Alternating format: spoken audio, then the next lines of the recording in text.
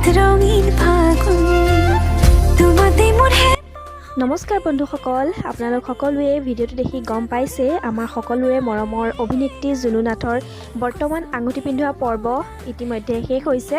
তেওঁ বিবাহপাশত আবদ্ধ কেতিয়া হ'ব সেইটো ইতিমধ্যে জনোৱা নাই, কিন্তু তেওঁ আঙুঠি পিন্ধোৱা পৰ্ব তেওঁ শেষ হৈছে। আৰু আপোনালোকে সকলোৰে মনত এটা প্ৰশ্ন হৈছে যে তেওঁৰ হ'বলগীয়া স্বামীয়ে কি কৰে। হয়, তেখেতৰ হ'বলগীয়া স্বামী হৈছে এজন ফিল্ম ডিৰেক্টৰ। তেওঁলোকৰ দুয়োৰে জুৰি কেনেকুৱা লাগিছে আপোনালোকে কমেণ্ট কৰি জনাব। আৰু তেওঁলোক দুজনৰ যুগ্ম জীৱন যাতে সুখৰ হয় তাৰ কাৰণে বহুত শুভেচ্ছা থাকিল। সকলোৱে আশীৰ্বাদ কৰিব।